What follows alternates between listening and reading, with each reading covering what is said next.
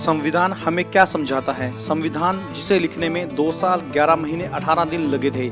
संविधान हमें समझाता है कि हमारा देश, हमारा समाज, हमारा परिवार कैसे तरक्की करेगा। संविधान हमें सबसे पहले यह बताता है कि हम बिना जात पात, रंग भेद, ऊंच नीच के भेदभाव के बिना जीवन कैसे बिताएं। संविधान ने सभी को बिना भेदभाव के एक समान जिंदगी जीने के लिए कानून व नियम बनाए हैं। जैसे यदि हम बाजार से कोई सामान लेने जाते हैं तो उसका प्राइस हर भारतीय नागरिक के लिए एक ही है। जैसे पेट्रोल डलवाने जाएं या कोई गाड़ी, तो उसका प्राइस हिंदू, मुस्लिम, सिख, ईसाई, काले, गोरे सबके लिए एक ही है। यह नहीं है कि कोई सामान या चीज के किसी धर्म या जाति के लिए अलग अलग प्राइस हों, क्योंकि अगर यह सभी चीजें धर्म या जात या रंग भेद के आधार पर समाज या देश में दी जाती तो कोई भी देश या समाज तरक्की नहीं कर सकता। दूसरा यह है कि संविधान हमें गलत काम करने पर रोक लगाता है। यदि आप कोई गुनाह या गलत करोगे तो संविधान के अनुसार आप बिना भेदभाव के दोषी पाए जाओगे।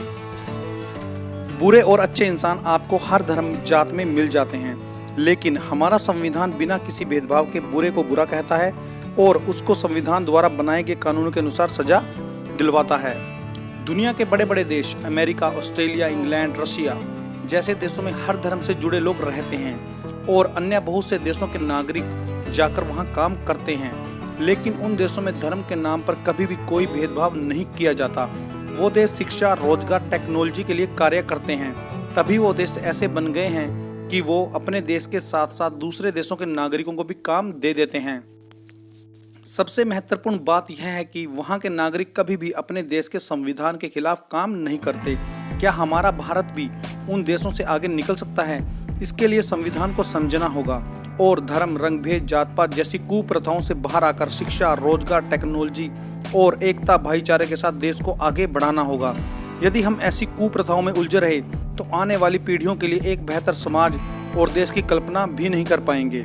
हमारे देश के बेहतर डॉक्टर, साइंटिस्ट, रिसर्चर अधिकतर भारत को छोड़कर अन्य देशों में चले जाते हैं। उसकी क्या वजह है, क्या नहीं, ये आप सभी देशवासी जानते हैं। सभी देशवासियों को मिलकर एक साथ बिना भेदभाव सिर्फ और सिर्फ देश की तरक्की के लिए सोचना होगा।